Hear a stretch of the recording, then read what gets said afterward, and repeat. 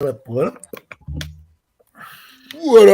up, sports fans all over the world? It's your boy, MacDaGiantsFan, here with my guys, the Horsemen, Adam Costas, Zion Zenith, and of course our guy, the one and only NYG Jeffy T, always looking down upon us.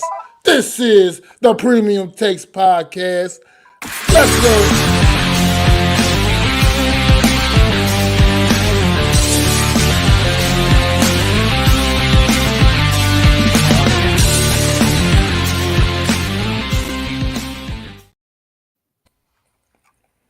What is going on out there, everybody, man? How y'all fellas doing today, man? Everything been going, man, since the last time we all spoke, which is actually a couple minutes ago. Well, they don't even How know y'all doing? that. Since the last show when we spoke, I'm doing good. I'm doing well, thanks.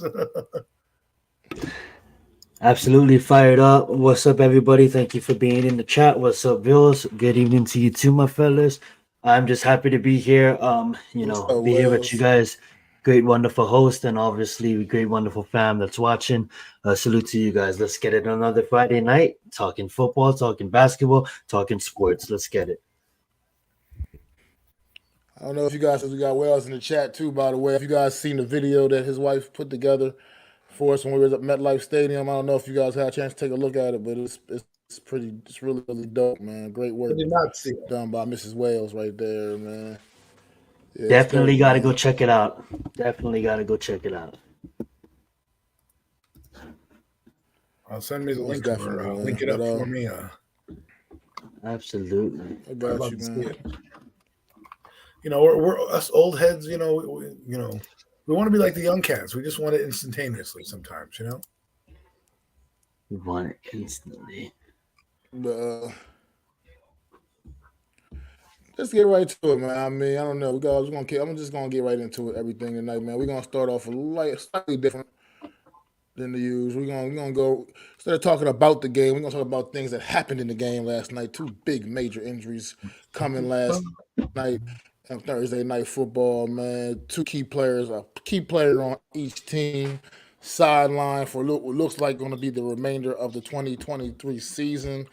Unfortunately, see how this thing could impact these two squads going forward, man. Cincinnati Bengals obviously losing franchise Joe Burrow for the year, and they're going to be under some investigation for some, looking like some, maybe foul play with with not reporting Joe Burrow on the injury report last week.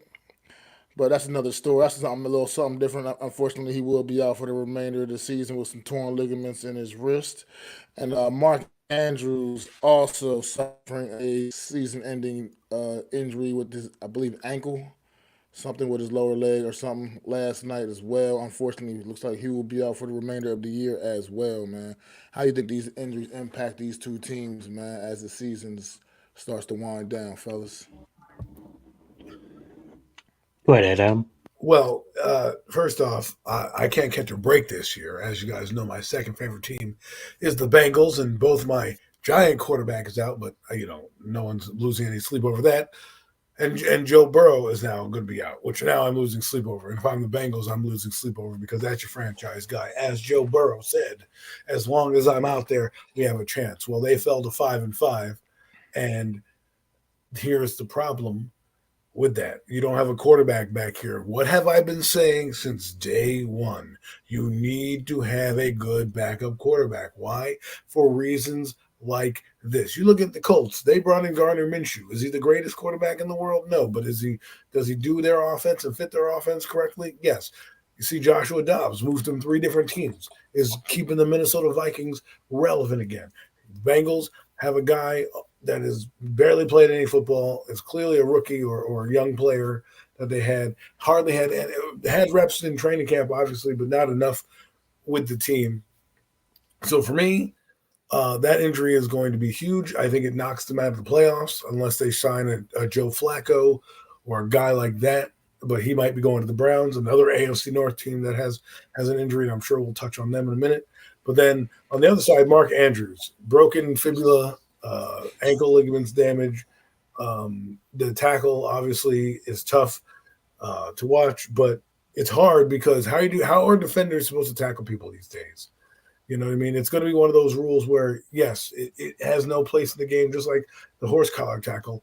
But at some point, we're going to just have to put flags on people because we won't be able to tackle, right? You can't hit a guy in his knees. You can't hit him when he's crouching, trying to protect himself. So then you hit him in the head or you hit him somewhere else. You're losing strike zones very quickly. And I'm not saying to not ban this play, but I think it has to be one of those ones where, if it's you can't foul everyone because not everyone's going to be hurt, but also you gotta figure out the line that we're going to walk. Obviously, Mark Andrews is a big part of that offense. They scored a lot of points without him. I think he's the driving force of that offense. When Mark Andrews is in the game, Lamar Jackson looks a lot better. He has an outlet. He feels safe because no matter what, I guess I don't know if he ever. This is just me speculating, but I wouldn't be surprised if he told him one day, like, "Listen, man, when I scramble, just sit in the middle of the field. I'll find you. I'll throw it to you, and you'll get first downs and break tackles and things like that." He won't have that security blanket anymore going forward. I think they have a lot of other weapons. Nelson Aguilar stepping up. Odell Beckham Jr. had a renaissance game. And they had Bateman scored a couple touchdowns, and not to mention Zay Flowers, who's absolutely electric out there right now. So they have, and Lamar Jackson, who's playing out of their mind, right? That Ravens team is cooking. I think the loss of Burrow is a lot worse than the loss of Mark Andrews. In the grand scheme of things, they both hurt because they both are big parts of the offense for both teams. But if I had to say which one is worse for me, I can survive Mark Andrews. I can't survive losing Joe Burrow.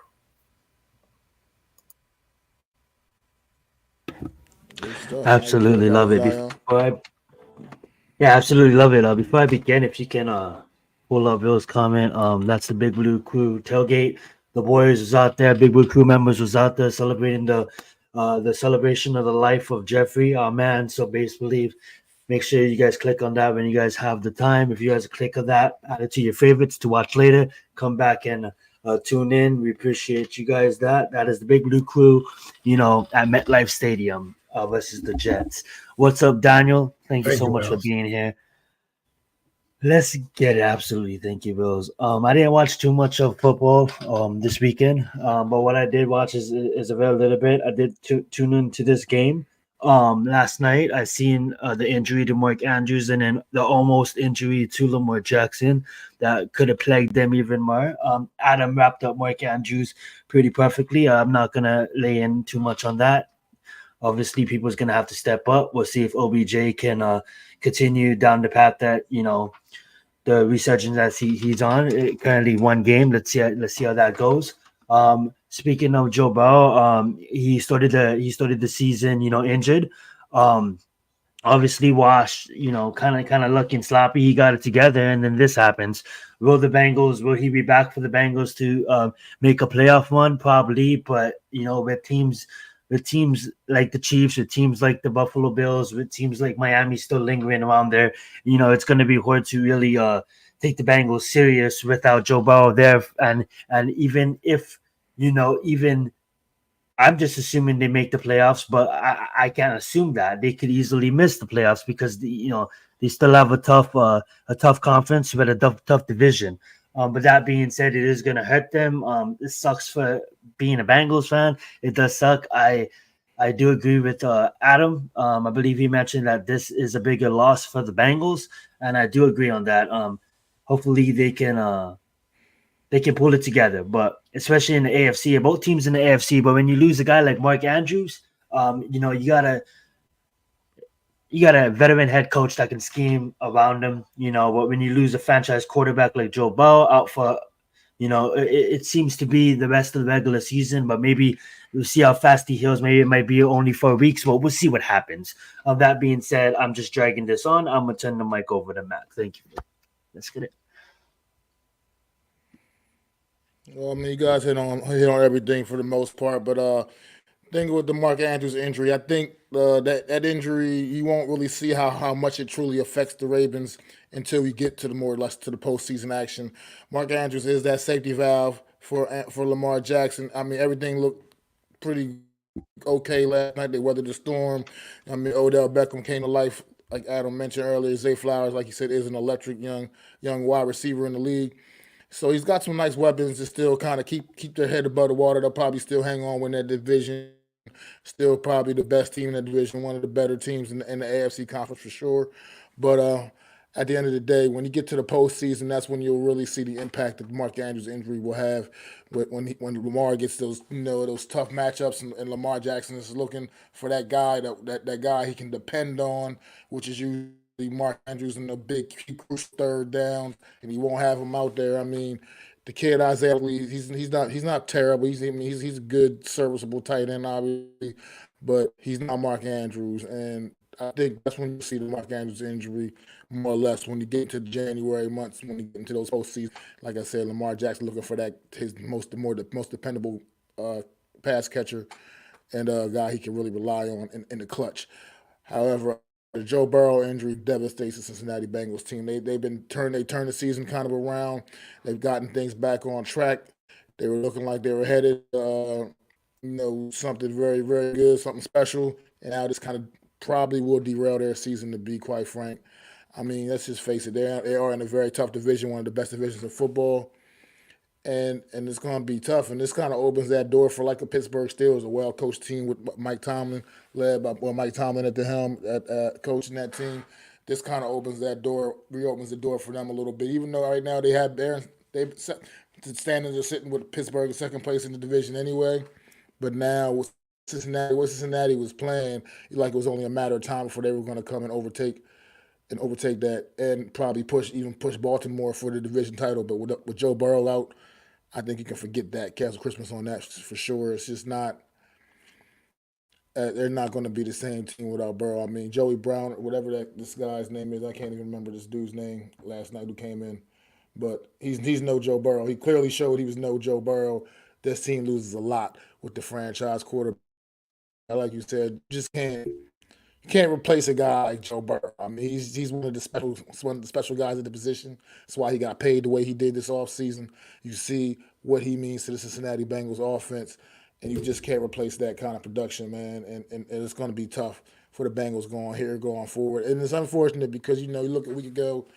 It's only been about a week or so ago where a guy like Carson Wentz was still available. I mean, even somebody like that would have been probably a good maybe somebody to come and just kind of hold your season together. I mean, I think Carson Wentz would have been capable of coming in here, getting the ball to Jamar Chase and T. Higgins and Tyler Boyd and guys of that nature. But unfortunately, he's off the market as the Rams pounced on him early a couple weeks ago already. So it's really not a lot out there left, man. I don't know. I mean, you were mentioning some names like Joe Flacco's and stuff like that, but I'm not sure, man, if even that would be good enough to hold things together. Cincinnati right now, guys like that. I just Jake Browning, that's what this dude's name is. Jake Browning. Yeah, he's just they better figure out something because Jake Browning is not it. He's not going to be the guy that's going to take them. That's going to be able to take them where they need to be. And it's unfortunate, but like you said earlier, Adam, we can also segue a little bit into that division, man. Had a tough week, man. As you know, the Cleveland Browns also lost Deshaun Watson for the remainder of the season as well, man. Getting shoulder surgery. Finally just decided to shut him down, get surgery that he clearly needs on that shoulder to get it right again. But what you do? I think it even means for like a guy like Deshaun Watson. It's been a tough couple of years, obviously, with the suspension and just the play was just been kind of a slow coming back, trying to get back to form. He hasn't really got back to that Houston Texans form. He hasn't really shown that in Cleveland yet, and now he gets once again, season gets derailed with yet another season-ending injury. What do you think? I think that means for Deshaun Watson's future and Cleveland Browns right now going forward as well. Well, I think they'll look for him to be healthy before they do anything. He probably will be on the team next year. He has a lot of talent. I don't know why it's not working right now in terms of the offense. I don't know if he's in his own head, if he's just beat up, if he's Cleveland does that to people. It just is not a place you want to go. But we'll see. It's interesting to me that they're not going with PJ Walker and they're going with DTR, who I happen to like. Dorian Thompson-Robinson, UCLA quarterback, 6th-round pick, mentored by Aaron Rodgers. He has some skill set. He is a bit electric. Was a preseason sensation, but the one game he did get to play in, he was horrible. So it's interesting to see what they're going to do. They did bring in Joe Flacco, so I don't know if they're going to try to sign him. I think it's going to be a play it by ear type basis with Dorian Thompson-Robinson. But it's interesting to see how they're a team in the playoff hunt, got a Super Bowl caliber defense, and they are going to start a rookie quarterback to see what he can bring to the table as opposed to PJ Walker, who's not great, but serviceable enough to probably keep that team afloat at least. So if you're Giant fans, you got to think the same way. If you're a losing team, you should start your quarterback as well just to see what you got. This is a 6th-round pick. If he can keep the chains moving, and I think he'll be a heavy dose of Akeem Hunt, I would pick him up on your fantasy team because it's probably a lot of carries. But if he can keep the down and distance to a third and manageable, he could be a serviceable guy for them. Their defense will win them games, keep them in games. Obviously, this is a blow because you need a quarterback to go up against Mahomes and those guys, and they still have a pulse in the playoffs. So we'll see how this does. I feel bad for the Browns. I feel bad for the Bengals because you have the 4 teams have a legit shot to be in the Super Bowl. Literally, that's how good they all are at times.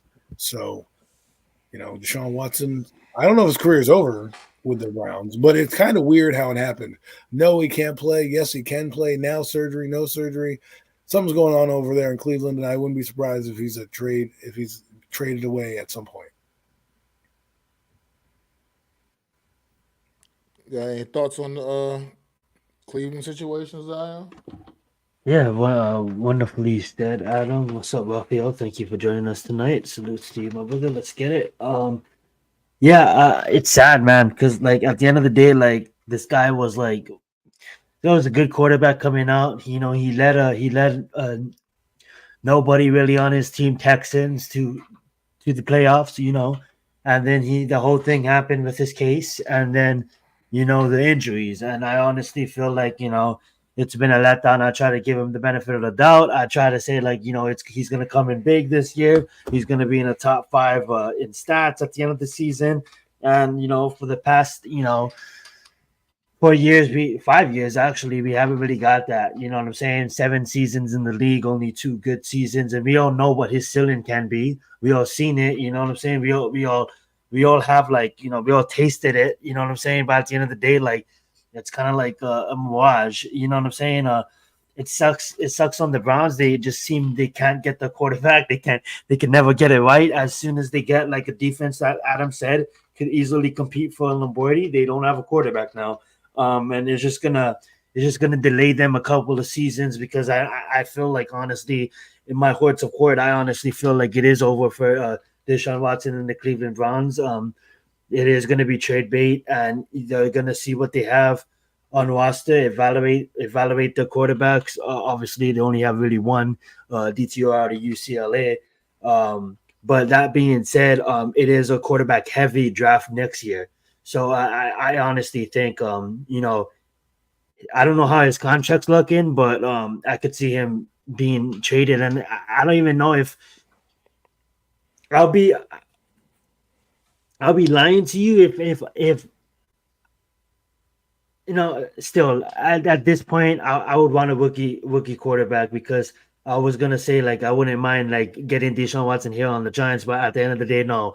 I've seen him. I don't think we're gonna get what we have at Texans, and I honestly think he's gonna be these injuries are gonna hurt his career, and who knows? I hope I'm wrong. I hope he can have a revival career like Geno Smith did, but I honestly think it's not going to be like that for Deshaun, and it sucks because he was special and he was one of the special ones. We lost Andrew Luck, and now it looks like Deshaun Watson is on that path. But let's see what Mac has to say. Go right ahead.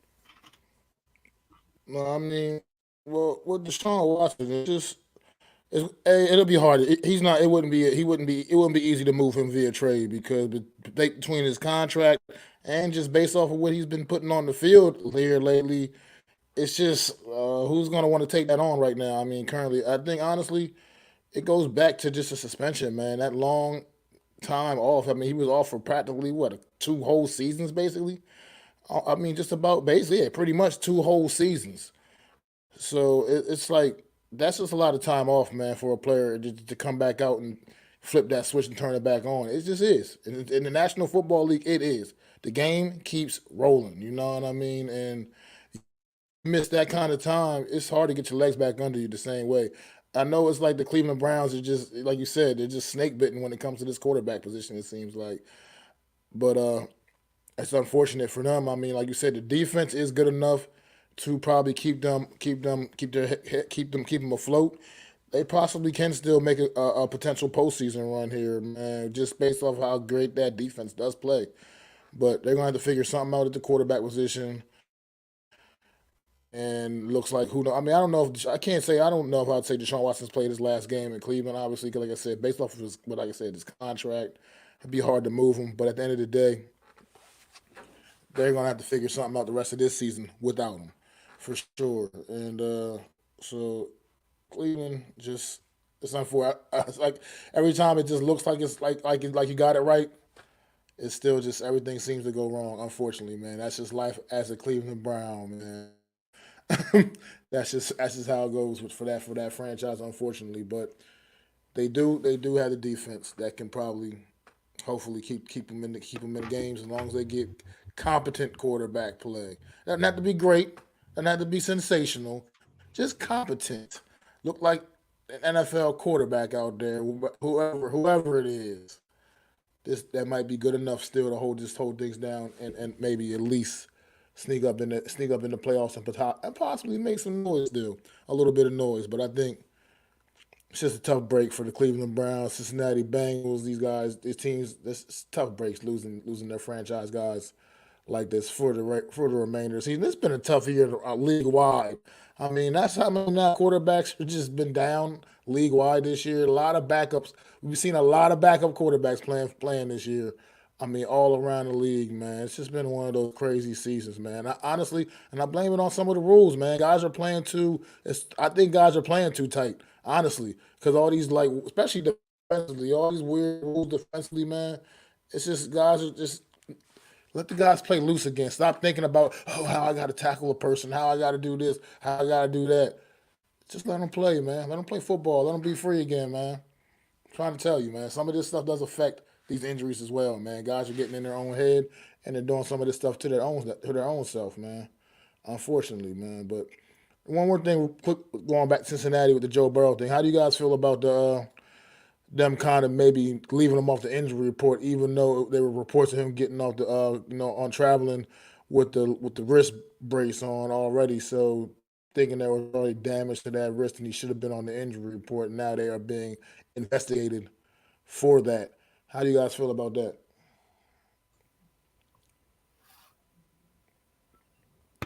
I think it comes down to just we've seen it with the Dolphins and how they evaluated Tua with his concussion. It comes down to the individual staffs of these teams, and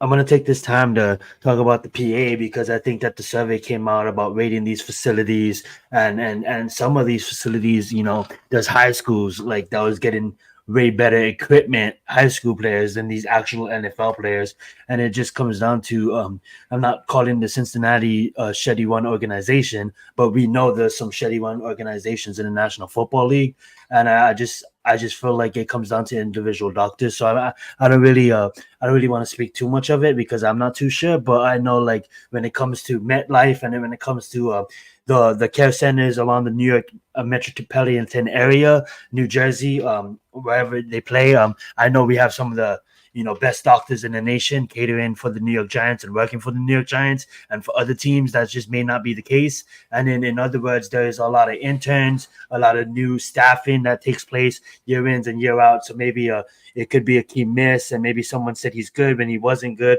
But it's a whole lot of things, that details that go into evaluating these players. And we do have to remember that these are all 32 different clubs that do have their own private people that do work for them, and then there's the NFL that has their doctors. So we'll see how this investigation plays out and what they find. Go ahead, Adam. Well, Adam.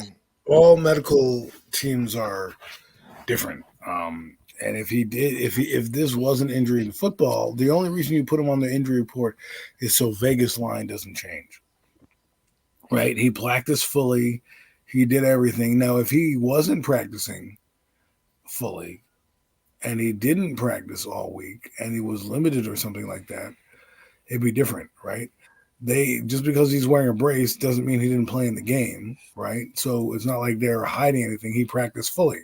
Now, if they said that he practiced fully, but that someone's going to come out and say that he didn't practice fully, he didn't take any reps, that's when they'll have a problem.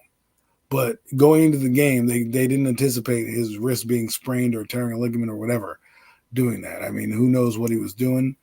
If he was in grade school, they'd have a joke why his hand's injured, but we'll keep it civilized here, so we won't go down that rabbit hole. But I just unless he was limited or they didn't put him on the practice report, I don't think this is going to be as big a deal as people make it out to be, because he can play. The whole point about the injury report is to let you know that he practiced on a limited basis. Whatever limited basis that is, it is what it is. If he fully practiced, took all the reps, had no pain, or had pain but just didn't say anything, then for all Vegas knows, he's playing, which he did, and then he went out during the game.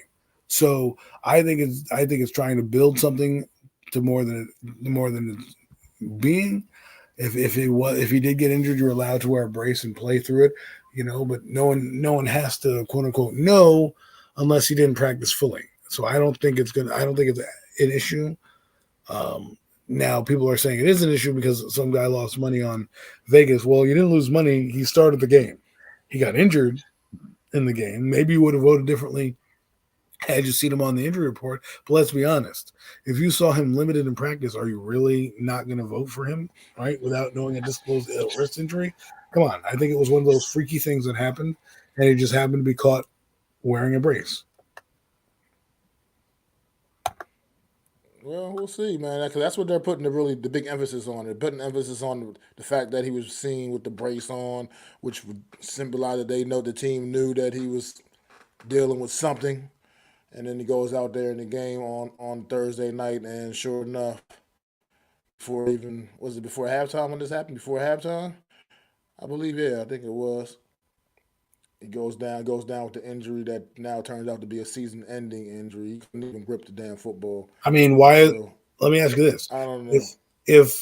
If you're investigating Joe Burrow, why aren't you investigating the Giants for putting back in Daniel Jones and not having any doctor check his knee? I'm just saying. You're laughing at me, but the situation's the same. If he is playing in the game and he's wearing a brace, what does it fucking matter as long as he's starting the game? He started the game. He played the game. I don't think the betting line is changing much if you know that he has a little wrist injury. You're going to be like, what did he do to get that wrist injury? Actually, wait, don't tell me what he did to get that wrist injury. Now, he fell on it awkwardly when he got tackled, and that could have pushed it over the top to what it is. I can't say what that was. Nobody asked him after the game what that was, and he didn't go, it was a brace. Yeah, I hurt my leg, right? Like who knows what it is? Speculation is speculation. Somebody now look, whoever that guy is now getting clicks on his feed, his Twitter feed, and he's getting famous just by posting that picture. But to me, at the end of the day, like I said, I mean, and there was shady shit going on back in the day. There was a rule that changed in the NFL where you had to put people on the injury report. But if he did not practice, I don't know why you need to put him on the injury report if he's saying he's feeling some discomfort in his hand. For all you know, it's just a little soreness. You don't know it's anything major, so maybe he did that. Now, it was the break. Again, all I'm saying is guys play with injuries all the time. Brian Cox played with a fucking broken leg. Tiki Barber played with a fucking broken wrist. I mean, you knew about it. But at the same time, if those guys didn't have those broken wrists going in, why do I care? I mean, it's just one of those little technicalities. I really don't care one way or another, honestly. I can care less. I mean, I feel like teams, you do what you want to do. I think maybe they should have the ability to do what they want to do and handle those things the way they want to handle them. But Well, the they rules can't are what the because they rules have are, and they I have mean, gambling. it just that's what I'm saying. The rules are what the rules are. That's my point. And when Oh, you, like you said, this why the same thing, why nobody's investigating the Daniel Jones thing, like Daniel Jones was on the injury report. I mean, it wasn't like right, that was but anything what I'm hidden. saying He is went out there and he got bagged up little he bit. was on It's the a injury little report for bit the different neck. of a situation because he was technically listed. But if Yeah, you're but doing FanDuel, right, and you're doing quarter by quarter stats or whatever, and he has a bad knee and nobody checks him and nobody takes him out of the game for you to know, now you're betting in the second quarter that Daniel Jones is going to come out and throw, let's say, 3 touchdowns, right? That's your bet. I doubt that was anyone's bet, but let's hypothetically say I put $100 on him doing that.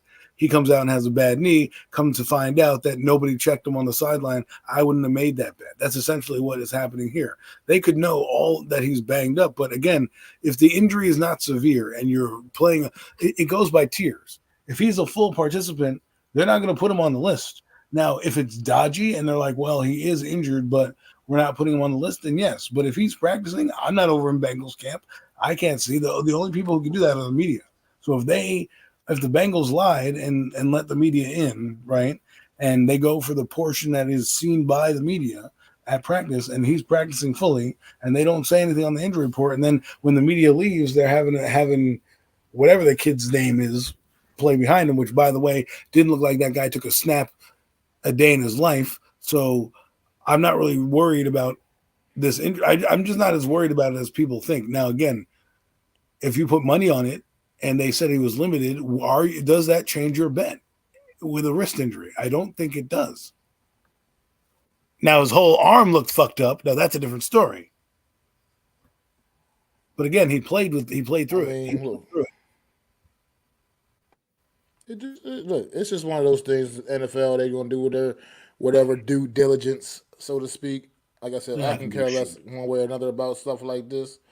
But at the end of the day, I mean, you guys are on the injury report all season long and play every single game. Plaxico Burress back in the 2007 season for the Giants on the injury report all season. He didn't even practice basically all fucking season. Still played pretty much every single game. Went out there. Tom Brady was on the injury report for like the whole season for the Patriots when he was back on the Patriots, and he played every single game. So it's just one of those. NFL is just Yeah, but that NFL is a that finicky doesn't that thing, doesn't man. happen anymore because of Tom Brady. So you have to put a guy that's actually injured on there because again, Tom Brady's not being injured, being put on the injury report. It affects the betting lines. So that's why there's more emphasis on it now, and you have to have a daily report check because limited guys, we don't know what limited means. Limited could be anything from he sat on a couple drills or he didn't, right? So um, it's because they have Vegas as a sponsor, because they have FanDuel, because they have all these other things that go on, the injury reports are more important now than they were. Back in the day, it was more for gamesmanship. Oh well, Tom Brady's on the thing. Let's make sure that his arm it test his little ankle or whatever. But you probably knew he wasn't banged up. It was just to kind of throw it off. Now it's all about, like I said, the betting lines because they want you to. It affects. For example, if the Giants are playing with Daniel Jones as starting quarterback, the betting odds are probably that the Commanders are not the favorites, right? Because what Daniel Jones has done with that team.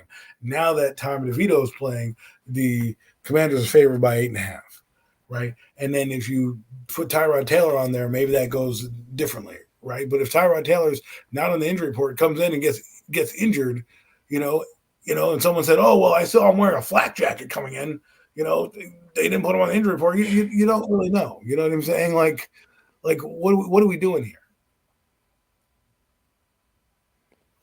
This is just today's NFL, brother. Today's NFL. But let's we've Nice. been on here for a while. No, I don't know if you guys. I mean, unfortunately, due to this injury to Joe Burrow last night, we probably would have had an amazing, sensational game last night on Thursday Night Football, man. But unfortunately, the game did not go as well for the Bengals after Joe Burrow went down. That team went down, and the Baltimore Ravens just took full command of this football game. It was off to a pretty good start to be a really good, uh, captivating football game. Unfortunately, these injuries just kind of derailed this game last night a bit. So I don't know if you guys want to talk it all about the actual game itself, but if not, we can move it along, man. You guys have any thoughts on the actual game? I'm good unless Adam has anything to say. He can go right ahead. Other than the Ravens are legit Super Bowl contenders, that's what they look like. That's what their defense is playing like. And they put the clamps down when they needed to put the clamps down. They didn't let a backup quarterback come in and wreck the game, which is what you want to do. They came out and embarrassed that kid and made him humble him and make him look like he wasn't ready to play, which it clearly was, because obviously he's the backup quarterback. And that's another thing that makes me realize about the Joe Burrow thing. That guy came in and had like one good pass, and that's that. It was like not that many. Kirk Herbstreit was blowing him, all broadcast like, oh, he's played a lot of games with Washington. This ain't Washington, homie. This is the NFL. That's Ravens defense he's looking at. He's not looking at no Pac-12 defenses in UCLA or, the defenses in USC. This is a real Ravens defense. And that kid got humbled. And like I said, Super Bowl contenders, man. They got explosive players across that board. They're going to hurt without their tight end. But when you have Zay Flowers and Odell Beckham and Bateman, and I think I'm missing somebody somewhere, Aguilar, you got to win a lot of games, man. And they can run the football as well. It's going to be interesting to see how Lamar Jackson evolves and where this team ends up. Right now, they're the top dog in the AFC. I will say this to turn this off too. Like I said it before on previous episodes of Premium Takes, it comes down to coach and player combo. I'm not trying to hit a dead horse, but Zach Taylor, was about to get fired. And then they got Joe Burrow. So sometimes it just goes to show you that Joe Burrow, we know that he's a special player. And sometimes when that special player is no longer there, it really is up to you, Zach Taylor. You had you had 2 wins one season. I believe you had 4 wins the next season. That being said, it's up to you to come in and really coach this team. And it's hard to do it without your starting quarterback. But now the microscope is on you as a head coach, and hopefully he can. Let's see what happens. We shall see. We shall see, man. But we're gonna move along. We spent quite a bit of time on this opening topic, but it's all good. Sometimes it goes like that. This thing is not an exact science, but we're gonna move it along, man. We're gonna switch lanes a little bit. Go to the NBA, man, real quick, man. We don't have to. I'm curious about this Clippers, man. NBA, the Clippers are gonna move Russell Westbrook to the bench to try to get them some kind of a spark, as they have been on a 6-game losing streak. I believe they are still winless since the acquisition of James Harden. How do you guys think this could affect the Clippers moving forward, moving Westbrook to the bench? Well, I think it works. Go right ahead. I think it works well because Harden and Westbrook are like the same player. And so what you're doing is either one should go to the bench. Harden, Westbrook, whatever you feel. I feel Westbrook gives you a little bit more explosiveness in terms of getting to the basket. But when you do this and you move a guy and make him on the 6th bench, he can now be the leader of your second team and have a guy that goes up against their second team. And now maybe you have a little bit of a scoring difference, right? That's why the Warriors do so well, because they can take out Steph Curry, put in Klay Thompson, or vice versa, and move him around, or they can bring Klay Thompson off the bench or Jordan Poole, and those guys are better than some of the guys behind you. So that's what you're trying to get with Russell Westbrook. Plus, it also breaks up the monotony of 2 ISO players on the floor at the same time with Westbrook and Harden. With Kawhi Leonard and Paul George, they both play defense and their length, and they're not necessarily slashers like Harden or Westbrook.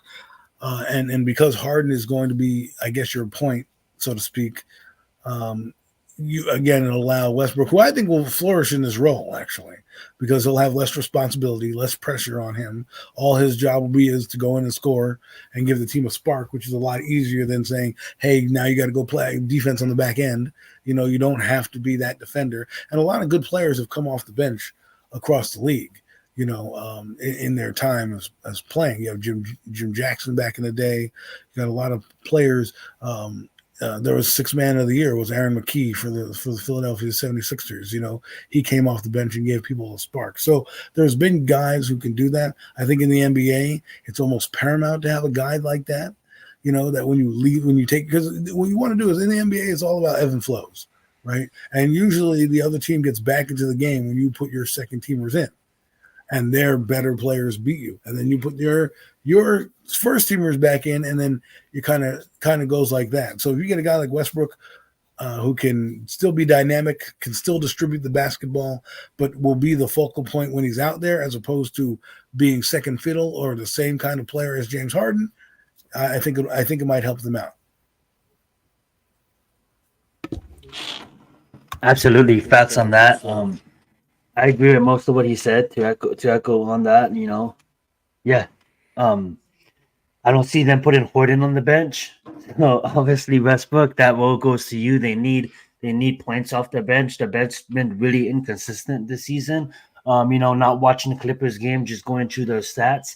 They have proven veterans, but then they have a lot of young guys that needs to still earn rotation minutes.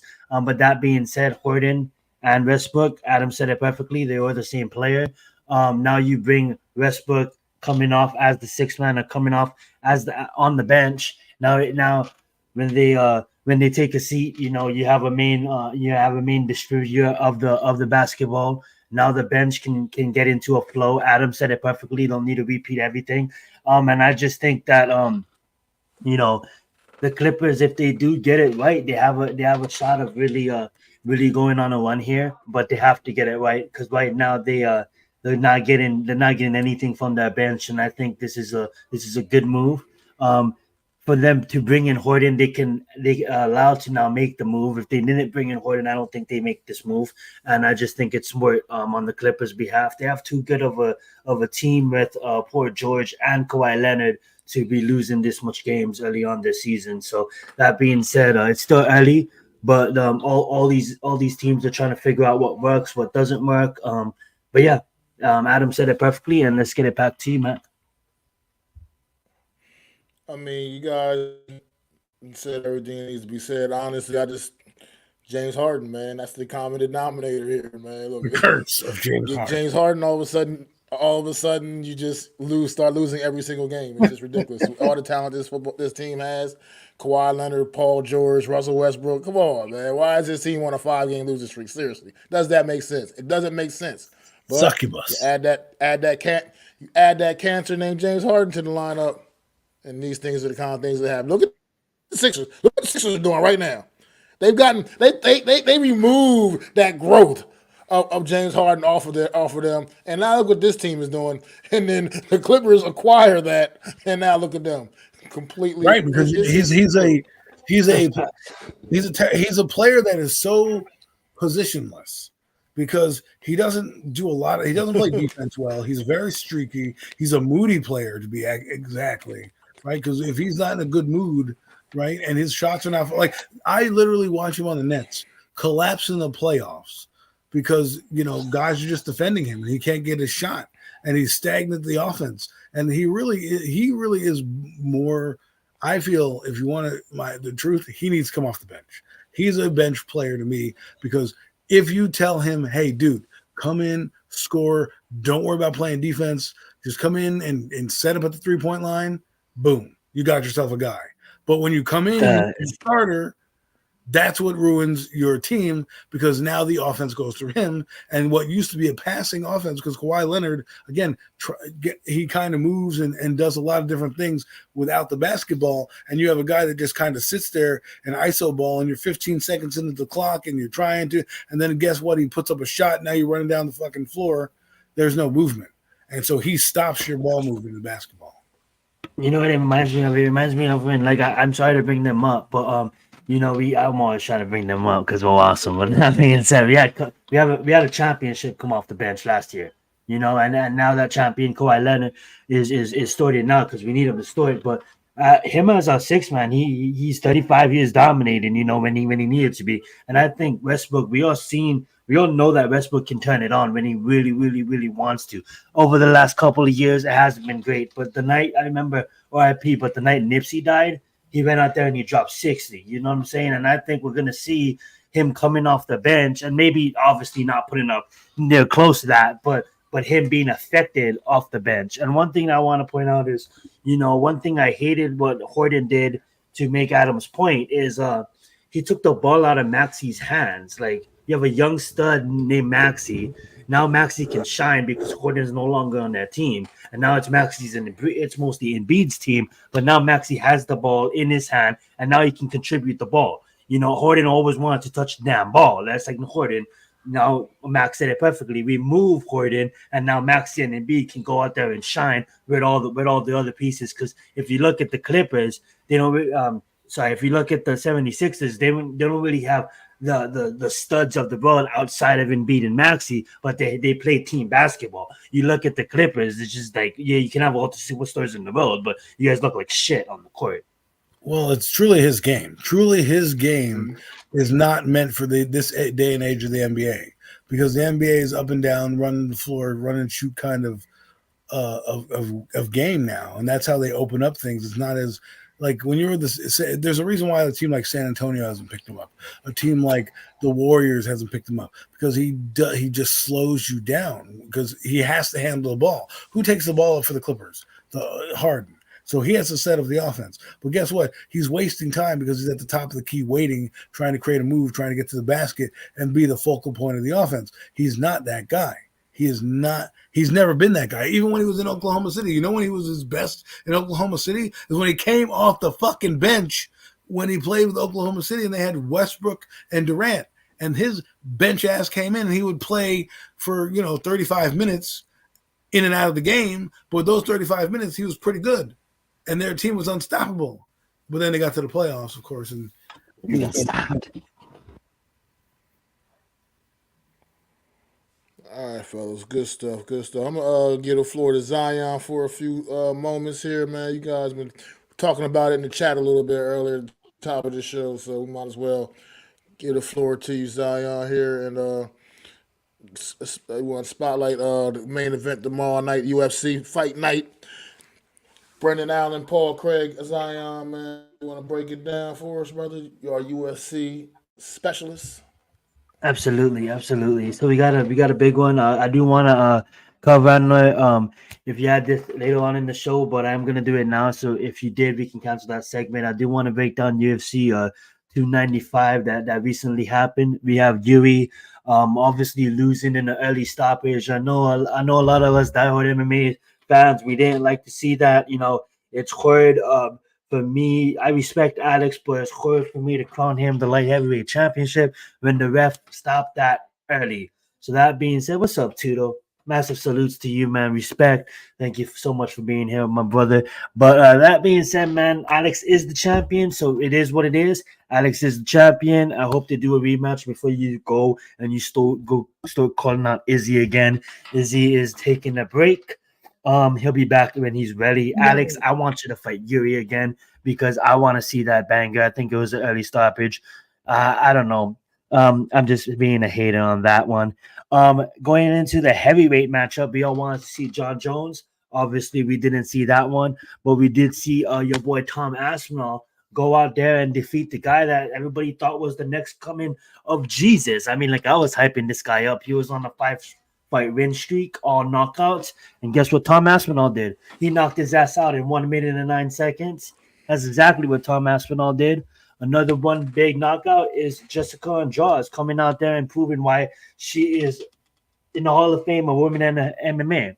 She's one knockout away of the most knockouts of all time in women MMA. Finishes, that is, not knockouts, I'm sorry, finishes. She goes out there and she finishes a tough opponent like Mackenzie Dern. With a knockout. So shout out to Jessica Andrade, and a little shout out before we move on to Diego Lopez. Absolutely young stud coming up, doing his thing. Big knockout win against Pat Senatori Sabatani. I hate these damn names, these worlds, these countries all around the world. It's so hard. Before I get into Alan and Craig, I'm gonna give it to my co-host Mac to see if he wants to touch on any of UFC 295 before we move into Alan and Craig. No, it was a pretty fun card. I mean, if like quick finishes, man. Every match was a pretty quick finish for pretty much the entire night, man. I mean, you blinked, you were gonna miss something. But it was a great card, man, top to bottom. I think the main event disappointed because I think it was a very premature stoppage. I think they could have let those guys go a little bit more, especially seeing how it was the main event. That wasn't really what you were looking for in the main event of the evening. But other than that, the rest of the night, man, some impressive knockouts, top to bottom, man. And that's really all I got, man. Absolutely, yeah. So hopefully we get that rematch for that. Thank you so much for that, Mac. We get into the UFC fight night going down tomorrow night. Do want to touch on some fast fights here. We got Payton versus Nick, two up and comers. You know, no one really knows that much about them. 1-6-0, 1-7-1.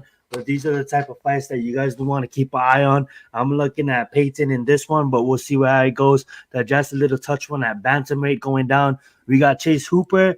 Obviously, he used to be the youngest fighter in the MMA, but in the UFC. But now, you know, he took some losses. He figured that, you know, this sport is tough when you're a boy going against man. You know, we've seen some people do it, but obviously, it's really tough. I was all waiting for Chase Hooper to get his man straight, get a couple of years under his belt, and then really, you know, can go take this MMA scene by storm. We've seen Sean O'Malley just do it, you know, go out there and win the world championship. I see Chase Hooper coming in, getting a big victory against Jordan Levitt. Moving on, my man Reels has it up on screen. Perfect one. We got Jake Matthews versus Michael Morales as the cold main event. That's going to be a fire one. Michael Morales is undefeated. I'm going to have Michael here. Jake Matthews is a proven veteran, 19-6. He wins some, he loses some, but he can't get a streak going. Great on the ground. Great, not really so standing up, but I just think Michael is the young buck that is gonna slay the dragon here. The dragon being Jake. You know, this is kind of a fight for Michael to now you're gonna fight near the top 15, and then now you know a couple more fights you can be fighting top 15 opponents, then to top 10. This is the kind of fight we need Michael to take, and I see Michael winning here. Then the middleweight fight that has championship implications on the line for the next following year. I'm not saying these guys are going to get a title fight immediately, but I'm just saying these are the middleweights to watch the next couple of 1 year that you can hear their name fighting for the championship soon if they can make a one here. It's Paul Craig versus Brandon Allen. Brandon Allen, he started his career as a young buck, you know, got humbled real fast, couldn't really get it going. But his spirit to continue the sport is what we love about Brandon Allen, and why I'm probably going to be picking him against Paul Craig here. Paul Craig has some finishes against some of the best MMA fighters right now in the UFC. But once again, Paul Craig can't really get his streak going. One thing about MMA, it's not absolutely, it's not boxing. It's not like you get 19 touch-up fights. It's the best fight, the best in your current ranking at the time, and then you get better and you move up to the rankings and you fight the best versus the best all the way to the top.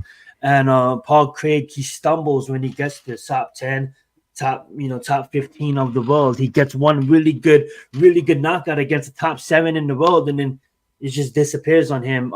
And I think Brandon Allen has a couple of years underneath his belt, years of experience needed. Both, it's a pick 'em fight, but I'm gonna pick Brandon Allen here. I think Brandon Allen starts to reclaim a spot that he deservedly thought it was supposed to be him, but got humbled real fast. 22-5, and I see Brandon Allen fighting for the championship here in about a year on out. We'll see how it goes. We'll see who gets match mixed against, with Izzy gone and Sean Strickland at the top. Yep, absolutely. Put that graphic up on screen if you can. Paul Craig is 9-6 in the UFC, not really getting anything going. Brandon Allen's 10-2 in the UFC. That's absolutely my point. Thank you for making it much more clearer with that, Wills, and thank you, Mac, for bringing it up. I have Brandon Allen in this one, guys, and yeah, back over to you, Mac. Thank you. That was a long one, but I respect you giving me the time. Appreciate it. Thank you, everybody. Thank you, Zion, for that great UFC analysis, man. You are a resident UFC expert on the panel. Appreciate you, my brother, man. And we're going to move it along, man. We're going to switch gears here, go to the NCAA. And the Michigan Wolverines, man, specifically, man. Let's talk about Michigan Wolverine football right now, man. Can they overcome the distractions that are plaguing this team right now as the postseason play nears, man? Right now, currently sitting number 3 in the standing in the rankings in the 4-team playoff. But a lot of things are going on with this football team around, and not even necessarily football related so much. Mentioned the Jim Harbaugh, they just fired their linebackers coach. Guys, think they can overcome all these distractions? How you feel about it, Adam? I do. And here's why. They're already a big program. This week they play Maryland, I think, right? I think it's Michigan versus Maryland, if I'm not mistaken. Let me just look it up. Maryland and then Ohio State. Right. So, I mean, we'll worry about Ohio State. That's the game that you will talk about. This Maryland Terrapins game, I think they will be fine here. And so they have, the 2 games remaining on the schedule. Now, the only way I see them losing this game is if they're overlooking Maryland to go into Ohio State. Otherwise, I don't see why it's going to be that bad of a game for them. They were without their coach and have scandal last week. They won the game without him, right? So I think they understand going forward what the situation is going to be. And they're going. I think they'll have this team prepared. I think they'll go out and they're just playing great football right now on defense. They were dominating last week, and they didn't need to pass the ball. All they do is run most of the time. If you look at J.J. McCarthy's numbers, he had 8 or 9 passes, something like that. And so we'll see what happens. But I don't think Maryland's the team they need to worry about. I think ask me this question against Ohio State, because that's where I think, when you have adversity and you're looking down the sideline for a guy to pull you out, give you a rah-rah speech, or, just give you a thumbs up or something, you're not going to have that guy who's been in the game. That's where I think it'll affect them. This game, I think they can ride the storm, ride the weather, but it'll really be the Ohio State game where I will say that it may affect them when the adversity strikes. This game, I'm not saying they're overlooking them, but let's be honest, college is a little different than the NFL. Right. And even though Tagovailoa's brother is playing Tagovailoa, I think you'll see a good game. I think you'll see J.J. McCarthy do what he's got to do. I think Michigan's going to pound the rock a lot in this offense. That's what it seems like they've done after Harbaugh's been gone. And I think their defense is good enough to carry that team. And I think the Maryland is going to, kind of struggle against Michigan.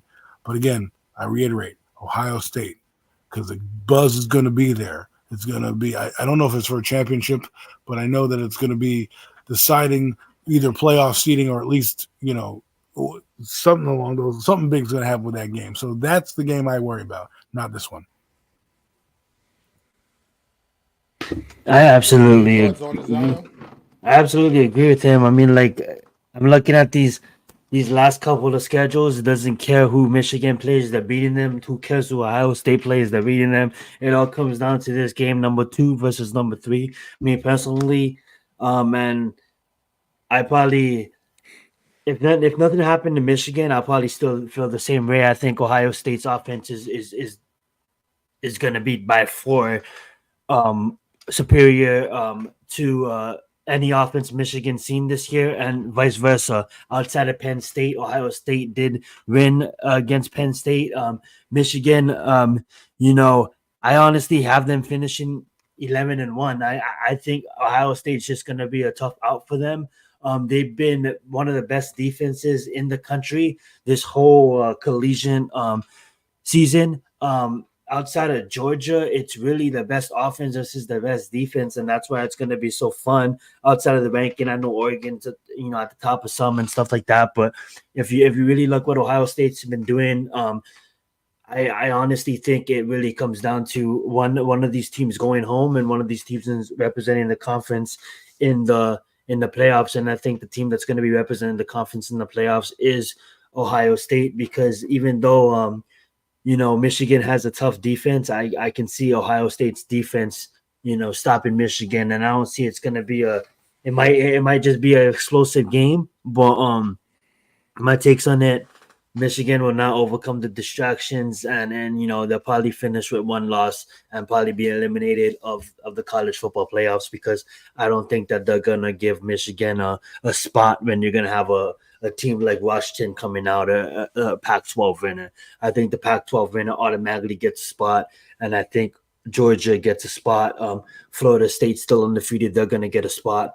So it really comes down to Ohio State, and then you even got Alabama that could win out, beat Georgia. If Alabama beats Georgia in the SEC championship game, then Georgia and Alabama will get a spot. So we got Georgia, Alabama, Florida State, and then we got the winner of the Pac-12. So Michigan, Ohio State, only one of you guys will get into the college football playoffs. One of you guys will go home, because I just believe that SEC championship loss.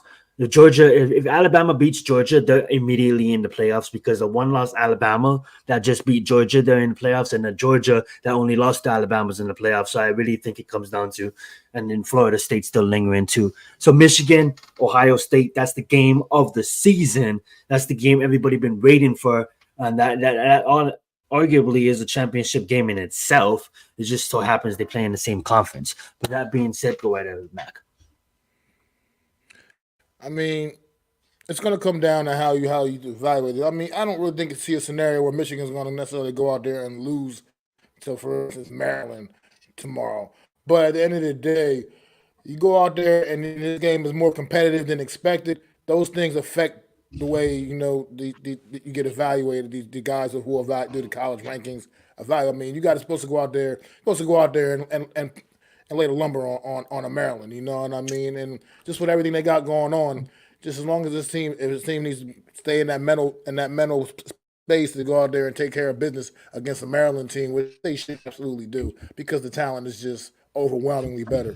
So that's what the difference in college football and the NFL is. Like, everybody's not on as much of an even playing field. Everybody's not good. You got a bunch of guys on all of these college teams that are going to be accountants and lawyers one day, as opposed to NFL players.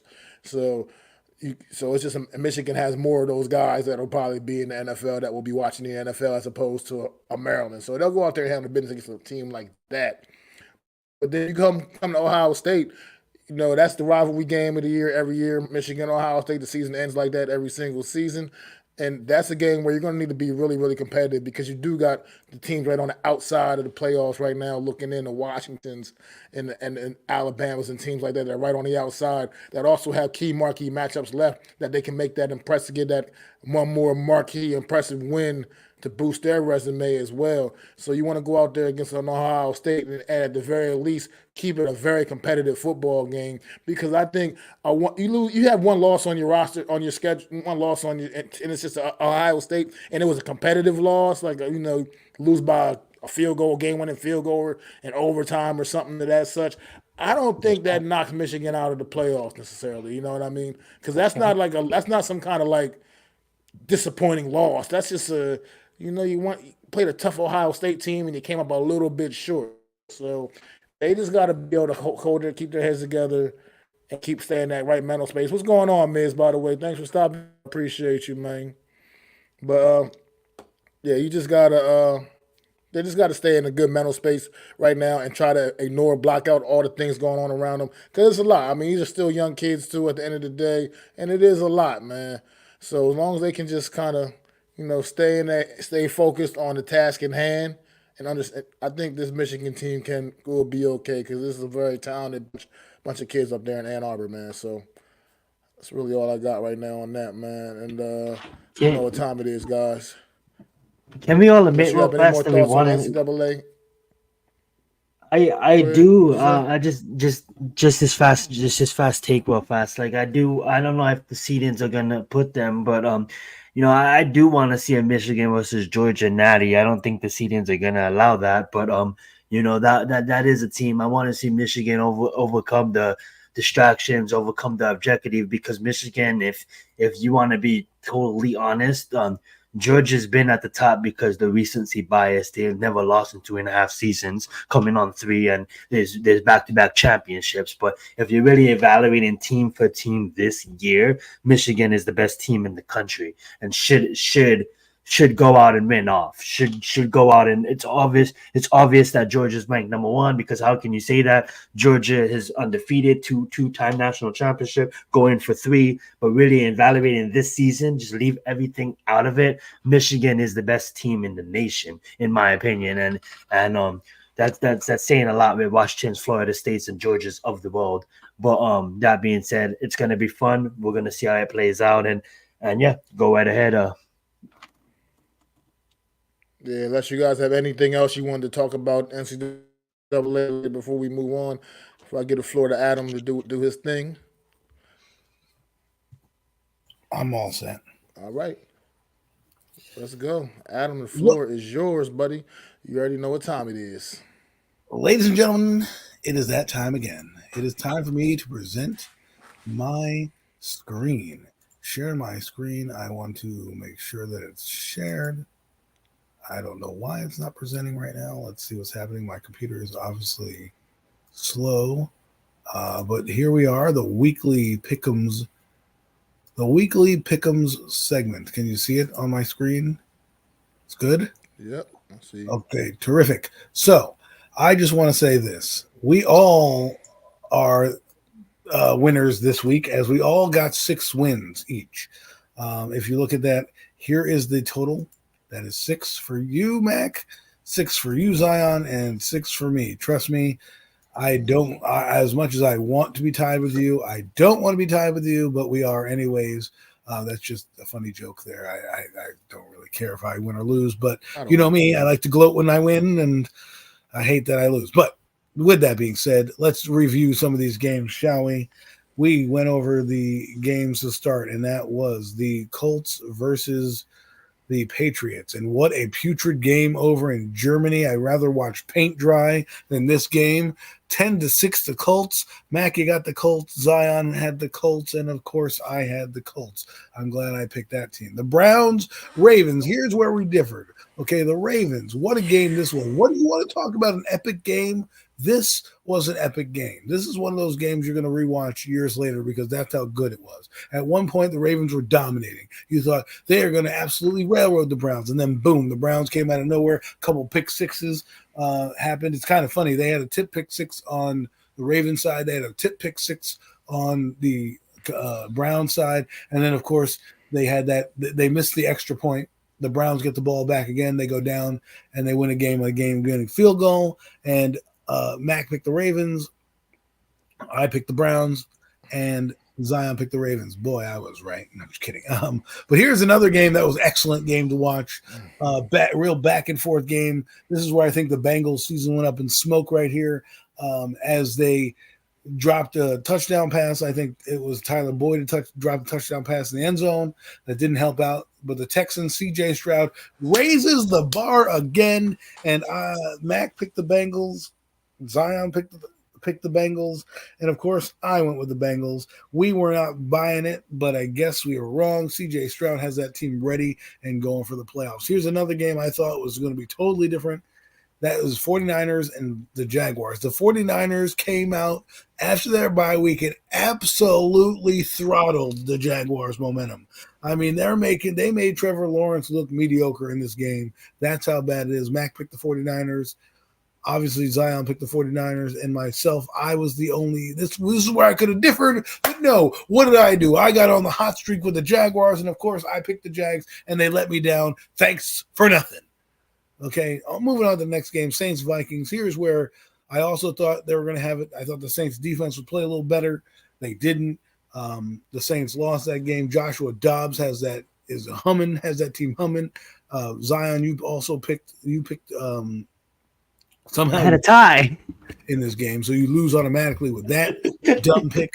So you could have easily been winning the picks. Yes, he said a tie. I don't know why. I don't even know why we allowed a tie. We never had a tie this year. I wanted a tie. I didn't even. Yeah, but of this game to have a tie, do a different game with two booty ass teams, but this game, a tie, you had to get the loss. I don't even have a color coordination for a tie. I'm gonna have to go back and rejigger this whole paper thanks to Zion, and then Mac picked the Vikings as well. The Packers Steelers, another interesting game that went down to the wire. Steelers hold on. Mac picked the Steelers. Zion picked the Steelers, and I picked the Steelers as well. Kenny, this game, Jordan Love, I don't know if he's the guy. I don't want to write him off yet, but I also have to point out that he is not playing good football. The Titans with Will Levis go down to Tampa Bay and absolutely lose. We all picked the Titans. Well, actually, no. Zion picked the Bucks here. We called them crazy. I guess we're the crazy ones for picking the Titans and believing in Will Levis. That is terrible. Atlanta Falcons. I am never picking the Falcons again. They're friggin' terrible. I know the Giants lost to the Cardinals. The Cowboys lost to the Cardinals, but the Falcons are frauds. They are fraudulent. I am not picking them again. They cost me. They cost Zion. They cost myself as well. Well, screw that team. Say so. Had I known, I didn't know Kyler Murray was playing. I was out of the loop on that. I known he was playing in that game, that I would have taken the Cardinals. I absolutely would. Okay, well let me put that on the sheet. Would have picked the Cardinals had Kyler Murray been there. It's too late now. Revisionist history. Time to move on. Lions against the Chargers. What a game, Mac. This is where I think you were right here. You picked the Lions. The Lions, hell of a football game. I got into a discussion with somebody who says Justin Herbert we're gonna have to question him. And I'm saying you can't blame him for his defense giving up 41 points. He puts up 38. What can you ask the man? He had 3 touchdowns, 300 yards. I picked the friggin' Chargers. Thanks for nothing. Their coach stinks. Hope he gets fired. But that would mean they're not in the playoffs. Zion, you also picked the Chargers. You're with me on the loser boat. Cowboys, Giants. Well, this one was a shellacking and a half. Wasn't even a game. I don't care about the 17 points. We absolutely got That's my guaranteed pick of the week. If you didn't want to lose money, you took the Cowboys. Oh, my God. Yes. Guaranteed pick of the week. Comes true every time. This is a lock from the Cowboys hit the over by themselves. By themselves. They beat us by 32 points here, and it could have been worse. It should have been worse. If I was the Cowboys, I would have made a statement for years to come so the Giants did, but they didn't. And we all picked the Cowboys. Thank God I'm not a betting man because the Giants look putrid. They look absolutely dog shit. I don't know if they're gonna win another game. Let's hope they don't, so John Mara can get out of his own butthole. But here's another game that was very interesting. Commanders, Seahawks. Mac picked the Commanders. Zion picked the Commanders, and I picked the Seahawks. But, man, I don't want to hear a damn word about you Sam Howell haters out there. I'm going to run my lap right now, okay? I'm running it. I've been banging the table for Sam Howell for over a year. You know what you guys can do? You can line up one by one, and you know what to do. Guess who's the leading passer in the NFL? Don't worry, I'll wait. Okay? That's all I have to say about that. Let's move on. Even though I picked the Seahawks to win, I should be gloating about my win, but I'm more about gloating about Sam Howell, who is having a phenomenal year as a 5th-round pick out of the North Carolina. The Jets, Raiders. I picked the Raiders because I had no faith in the Jets. You two guys picked the Jets, and what an absolutely atrocious game it was on Sunday Night Football. Antonio Pierce gets his second win, and hey, they're in the playoff race, baby. Al Davis would be like, just win, baby. That's what he's doing. Antonio Pierce, hats off to you. I love your diamond studs on the earring on the sidelines. That's dope. Only coach in the NFL that's got diamonds in his ears. Bills, Broncos. Mac and I both picked the Bills. Zion, you are the Lone Ranger with the Broncos, but it doesn't help you because you still have 6 wins. Was the tie that killed you? Maybe this week you shouldn't pick a tie, huh? Let's think about that as we go through the scores. But that wraps up Week 10 for you. That leads us to the picks for week number 11. Jesus criminy, I cannot believe that it's already week 11 in the NFL season. Can you believe that? It means we only have about 7 games left, so get your betting ready, get everything ready. Well, we only have 7 regular season games left. Thank God if you're a Giant fan. But you also have the 3 to 4 postseason games, and we'll be with you all the way through those. But to start off the game. Thank God no games on. Time out. I have a question, Adam. I have a question. What? I didn't have a question. I just wanted the mic for a little bit. Can we put some respect on Russell Wilson's name, please? Everybody, the whole NFL wants to ride this guy off. This guy is 18 touchdowns, 4 interceptions. You know, this guy obviously, I'm not gloating about that win against Buffalo. That was luck. But I had them winning right of field goal. All I want to say is if you really look at Russell Wilson and what he's been doing this season, yeah, it's tough because they're playing the AFC. Yeah, Sean Payton's first time there in Denver. Watch the Denver Broncos in years to come, and I honestly think that you're seeing a rebirth of Russell Wilson right here, and I see Sean Payton having a better run next year, and I would not be surprised if Denver sneaks himself in the playoffs. Yes, I said that. I won't be surprised if Denver sneaks himself into the playoffs, and obviously we all know that Will Levis is probably gonna not Will Levis. I'm sorry, CJ Stroud and Houston is coming up for that playoff spot as well. But thank you for giving me the moment. You go right ahead, Adam. And now that you got that off your chest, we can continue with our regularly scheduled programming, which was week number 11. And like I was saying, there was nobody playing in Germany. Thank God. I didn't want to wake up and have to have football. I want to drink my coffee and not worry about being stressed out. However, the game that leads us off on Sunday is the Cowboys and Panthers. Let me guess. Somebody's going to pick the Panthers. I doubt it. Mac, I'm going to start with you. Who do you have? The Cowboys. The Cowboys. I think give a reason why. I think we all know why. we know why. We know why. Zion?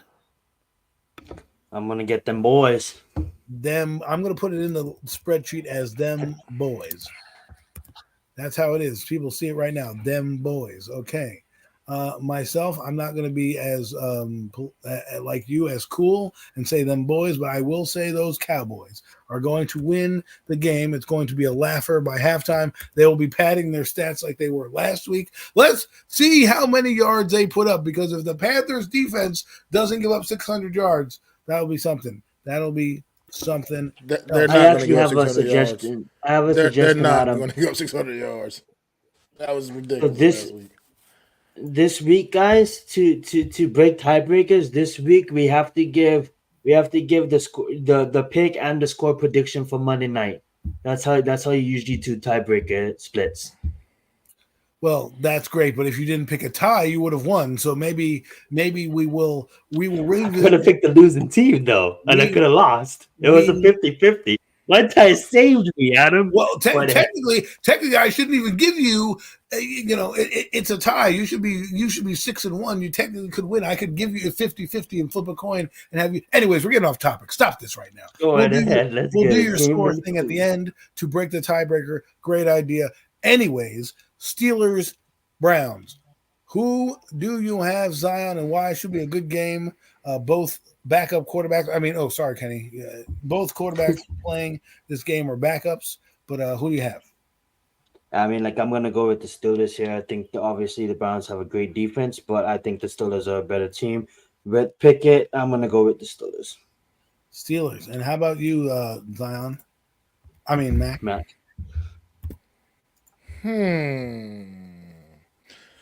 I think we get a big dose of Kareem Hunt on the Cleveland Browns offensively, man. And I think that the defense is a definite championship level defense led by Myles Garrett. And I think the Cleveland Browns win this game at home in a big showdown rivalry game against their bitter rival Pittsburgh Steelers, man. Well, this is a game that I love. The game that I fell in love with the NFL was Steelers Browns. And they were in the dog pound. We're going to the dog pound. The Browns have a new era at quarterback in DTR, and he's going to show you why he is an electric player. Give me another dog pound sound. Boom. I'm going with the Browns here. I think it's going to be great. 1993, they had Vinny Testaverde against Neil. You got to move down a spot. Huh? You got to move down to your name. Oh, sorry. You're good. I got so caught up in Wolf and I. The dog pound. I like it. The dog pound's in the back. Dog pound. So here's how it's going down. Okay. They got me into football back in the day. I saw a game with the Browns Steelers in the playoffs in 1993, or in this case 1994, and it was a snowy game. It got me into football. What's happening? What am I missing? I hope so, Mac. Got I was Hunt just in the looking Browns. at Wells' comment. I feel him on that. Yes, yes. You fantasy lovers, you. Let's get back to it. Anyways, you can always talk about fantasy players if you got in here, Mac. If you got any guys in here you're looking at, you're feel free to mention that in your little pick segment as well. To help out the folks out there trying to get an edge. But a NFC North rival here, a game that normally would be good, or normally two bottom dwellers. It looks like the Lions are not a bottom dweller anymore, folks. I'm going to go with the Lions. I know I'm picking myself first, but I love them right now. I think they're a sneaky good team. I think they could represent in the Super Bowl. That's right, Detroit fans. I said it. I said the dreaded S word. You got it. Now, let's see what they can do with that. Even though the Bears' defense is improved, and David, I think the offense of the Lions is too good. Mac.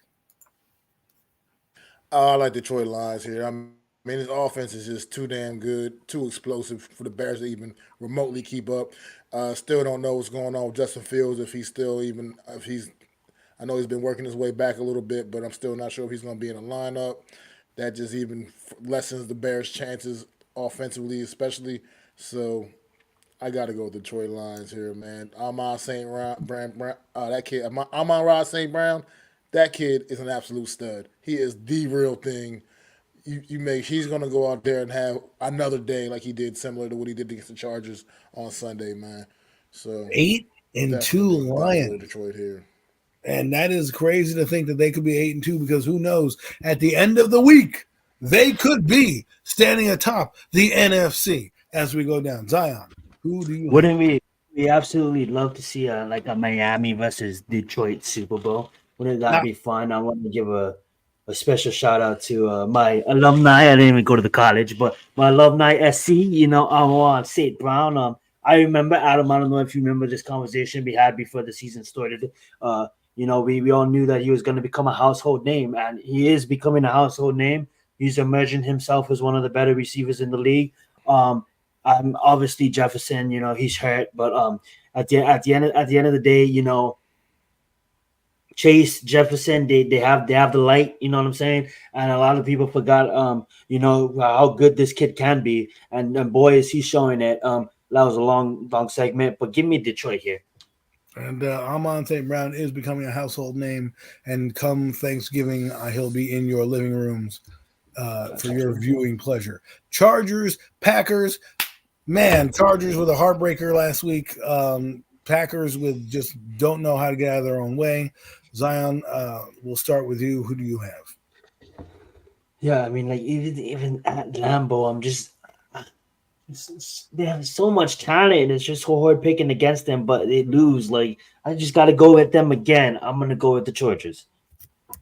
They're gonna probably F me again, but the Chargers. Please. Keaton Allen is playing outstanding right now, but they just can't win games. Mac? I got to go Chargers here. I mean, just once again, it's also just what I just said about the last game. There's too much offense for the Packers to keep up here.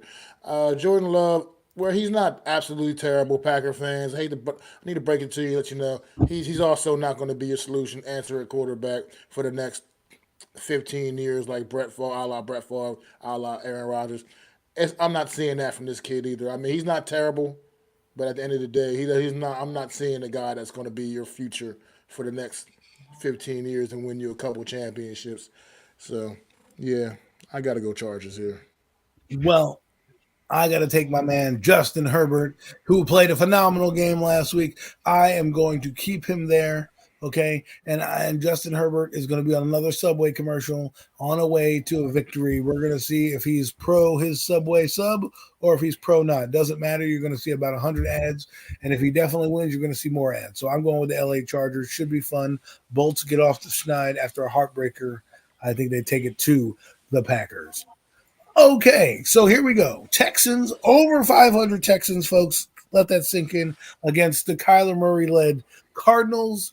I'm going to go here. I'm going to finally pick the Texans. Man, it was been a long but I am going to finally pick them. I mean, if that was a survivor pool, I would already be dead because I never picked them and they constantly have won. But I think CJ Stroud is going to put on a show in Houston. Mike? Yeah, I jumped off the Texans train last week, and that was a mistake, clearly. And I'm jumping back on all aboard CJ Stroud for MVP, baby. CJ Stroud for MVP. You heard it here. Ooh. You heard it here first, Mac. He's not only going to win Rookie of the Year, he's going to win MVP. Zion? I say you got to be behind the clock like 14 years if the Arizona is ever going to have a chance to win this game because the quarterback at the time was Kurt Warner. So bring him back because Arizona is going to get demolished. Yeah, give me the Texans. Arizona is going to get demolished. No faith in Kyler Murray. All right. Well, on to the next game. We're still in the 1 o'clock hour. I battled the AFC South, Jaguars, Tennessee Titans. The Titans are still going with Will Levis, which is going to cost them in the end. So I'm going to pick the Jaguars, who screwed me last week. Don't screw me again, Trevor Lawrence, you jerk. Sounds terrible, actually. Sounds inappropriate. But with that being said, I will choose Mac. Who do you got? I'm going. I know. I just keep picking this team, and they keep letting me down. But I'm going to go Tennessee again, man. Tennessee, Derrick Henry. I mean, Derrick Henry just lights this team up when he plays the Jacksonville Jaguars, man. I got to go Tennessee here, man. Well, if there was ever a tiebreaker, this one's going to break that tie. Zion, who do you got? Then the Jaguars have such a hard schedule ahead. And this could be a slip up game. So I could clearly see where Mac is going here. But division opponents, you control records aside. Records don't matter. But I'm gonna ride with Trevor here. I'm gonna go Jacksonville at home. Not as bold as Mac today. Not as bold as Mac today. Well, I'm not as bold because they still have Will Levis playing. So here's a game I never thought would be close in terms of records, and it's probably not going to be close in terms of score. The Raiders against the Dolphins. Raiders coming off a couple victories against a couple piss poor New York teams are going to finally meet a team. Man, Antonio, I hope you got these boys fired up because that's all they're going to be is fired up because they're going to be catching their gas, watching them Dolphins run past them all over the place. I got the Dolphins in this game. Tua Tagovailoa is going to light them up. I hope it's not 70 points. Oops. What the heck? Who do you got, Zion? I'm gonna go out on a limb here, guys, and call me crazy. I just think right now he's interim. Let me just come up with a hypothetical here. Right now he's interim. He beat the Jets. He beat the Giants. Who's the Jets? Who's the Giants? Absolutely nobody's. But you go out there and you win against the Dolphins. That's a statement win. You know, you got the weapons to do it. I like this tight end. I like them from college. Michael Mayer. They're utilizing him more. They still got Josh Jacobs. They still have Max Crosby rushing on defense. That can slow down Tua. Obviously, they're not going to slow down the Dolphins. The Dolphins will probably win this game. But for the sakes of this exercise, I'm going to take the Raiders. Give me the Raiders. The Raiders. Zion. You're crazy, yo. You say I can call you crazy, and I'm going to call you crazy. What did you guys say last week about the Broncos? Are very offensively challenged. And you know what? I love AP. I love Antonio Pierce. Don't get it wrong. And I'm glad he's had some success as a head coach right now, these first couple of games of coaching. But guess what? You are not playing the New York Giants or the New York Jets this week, buddy. You are not playing an offensively challenged football team. You are playing a football team that dialed up 70 points on the Denver Broncos earlier this season. And they're not going to do that. But at the end of the day, this team here is just way too much Tyreek Hill, way too much Jalen Waddle, way too much Raheem Mostert, way too much Tua, just way too much offense for the Raiders to keep up in this one, man. Way too much. So I'm guessing you're picking the Dolphins then. Absolutely. Absolutely. I mean, if I didn't make that point clear, yeah, I'm picking the Miami Dolphins. You made it clear. I'm just for the folks tuning in late who may not know what you're talking about. Got to make sure we get it on, and it's in writing now. So that leads us to this game: Giants Commanders. The Giants versus the Commanders. I'll start with you, Mac. Who do you got? Well, I'll put it this way: in the last 3 weeks of the NFL season, Sam Howell has thrown more touchdown passes than the New York Giants 3 quarterbacks combined. So I'm picking the Washington Commanders here because Tommy DeVito is the quarterback for the New York Giants, and clearly we know that's not a recipe for winning football games. So, yeah. Zion, who do you got? I hope you lose. Yeah, that game's in Miami, Wales. Okay, Commanders. Not even a pick. Just let we lose. I am picking the Washington Howls. That's what they're going to change their name to. They're going to change it to the Washington Howls as in honor of Sam Howell. I thought you were serious. Okay, wait. Cover it. That's funny. What? I was going to say there's no whoops in Washington, but it was a joke. Okay. What'd you say? No, I thought you was dead ass serious. I was gonna say there's no whoops in Washington, but it was a joke. I got the joke. I'm late to the joke. Yeah, you're late to the party. Anyway, Sam Howells. The Washington Howls beat the New York Giants on Sunday just because Tommy DeVito and his chicken parm have an ass is putrid, and that's what's going to cost us. Even though Commanders defense is also trash, I think they still believe they're in the playoff race. They still want to win this game. They owe us from the I wouldn't say butt whipping, but the win I guess we had against them 2 weeks ago. Thanks for nothing, Tyrod Taylor. And away we go. So Bucks, yes. I'm right there with you, Wales, man. I mean, I know it's tough watching the New York Giant team, but even I can say anything I want, but on Sunday when I'm tuned into the game, I'm rooting for this team to win no matter what. I mean, that's just how I am. I can't help being that way. Honestly, guys, I want this team to win, but honestly, guys, this is the way I feel. This team doesn't deserve to win, okay? Until they show me that they deserve to win the game, they don't deserve to. I don't understand. I mean, like, I don't want to go on a rant right here, but I'm gonna say this. You know, when you draft a guy at quarterback, I'm talking about for his first game. You draft a guy at quarterback. His title's not handoff guy. I get it. You can't do anything, but you know, clearly not giving. This is the head coach I'm talking about. Not giving any effort to even build a victory here. You guess what? You're up, and not. You're up until you're not. And that's when this team lost me this season. You're up until you're not up, and then you lose the game you're supposed to win. And this team lost me well before that cause. But at the end of the day, when you have quarterbacks like Caleb Williams and Michael Penix Jr. coming out this year, we can't miss on that. So that being said, I hope we make it competitive. If this team wins, yip-de-doo. What does that get us? Nothing. If this team loses, we have another shot at a superstar that could be a franchise quarterback for years to come. Well, I'd like us to lose because that'd be the fastest way to not seeing Daniel Jones play. So the more we lose, the better it is for me and my viewing pleasure. Because if that guy is trotted out next year as the starting quarterback, as the rumors are trying to pretend, I will be walking away from this team for a year at least until his ass is Gone. And for those that don't know what I spelled, gone. Okay, on to the next game. 4:00, Santa Clara, 49ers, Bucks. I am sorry, Bucks. You had a nice win against Atlanta or whoever you played last week. I forget who they played, but this week you're going to get railroaded. Tennessee. They beat Tennessee. Yeah, great. You're not beating this team. 4-6 is on your plate. I am going with the 49ers who came back with a vengeance.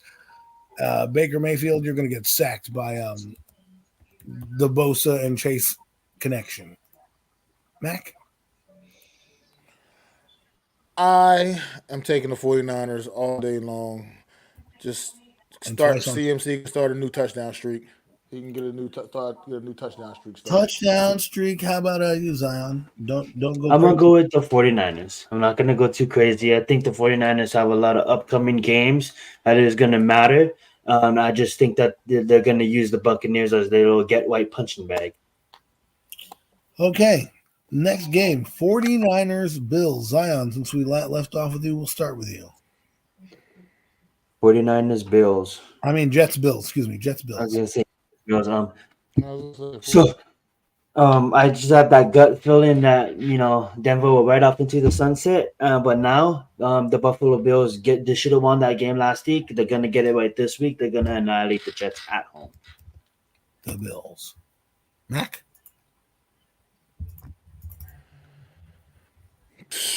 I don't know, man. This Bills team has been stinking up the joint, man. I don't even at this point.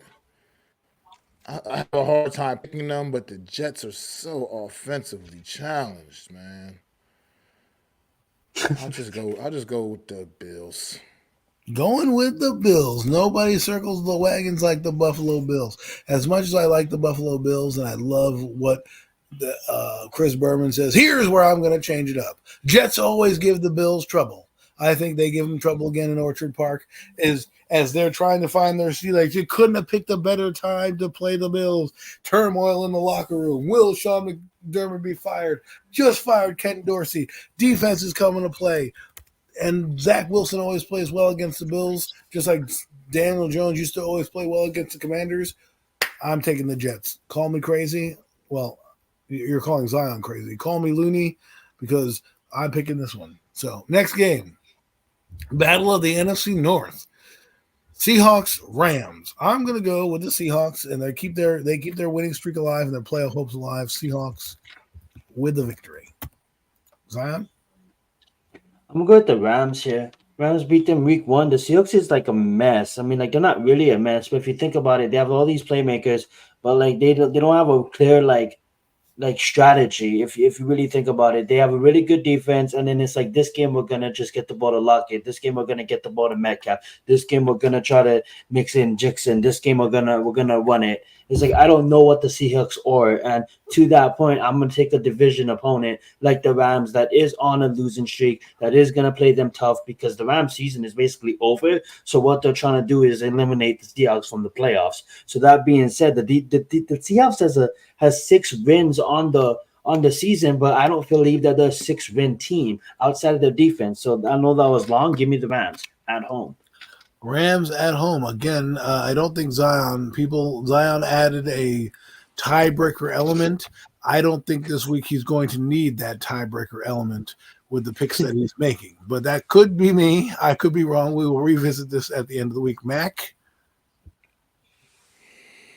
No, I'm going Seattle here. The Rams are going in the opposite direction, man. This team is starting to fall off a cliff, and they're not. They're looking like the team I thought they were going to be before the season started, and I don't think they. I think the Seahawks win this game. Well, here is one that I like. This game is very intriguing. Vikings Broncos. Who thought it would have any juice? Well, guess what? It's got a little juice. Joshua Dobbs playing great football right now for the Minnesota Vikings. Broncos coming off 2 emotional wins. Russell Wilson playing well. I'll start with you, Mac. Who do you got in this game? I got the Minnesota Vikings, man. They've come back to life, man. They're doing everything they can to try to keep pace with the Detroit Lions. I still think it's not going to be quite enough to keep pace with that team to catch the Detroit Lions. But at the end of the day, they're making a strong push to get into them playoff the postseason and hang on to a wild card spot. So I'm liking what Minnesota's doing, and like you said, the acquisition of Joshua Dobbs has definitely made a difference. But I can answer Wells' question real quick for him, man. I would definitely this week, looking at the matchup based strictly off the matchup, I would definitely go with Antonio Gibson. He can have a big day, especially at least in the air. A lot of screen passes I would expect to go his way. A lot of just passing, just playing against the New York Giants. Just that's enough said. Just I would go with Antonio Gibson. Antonio Gibson. Anyways, so next guy that we have, Zion. Who are you picking and why? Yeah, well, I'm gonna double down on my Broncos pick here. Now, Minnesota is on a 5-win streak. San Francisco being one of those teams that they're beat, but you got the Broncos that just their last losses against the division opponent in the Chiefs, and then after that they did get a victory, I believe, against Green Bay. I believe they played the Chiefs and then the Bills. I just think that they have a better defense than Minnesota. Their offense, the Jerry Judy came to life. Cortland Sutton came to life. Williams is coming to life. I just got done talking about Seattle not having chemistry. If you look at the Broncos and watching their obviously they're not as good talent wise as Seattle, but I kind of feel that Sean Payton is kind of the players are starting to buy in on what he wants to do.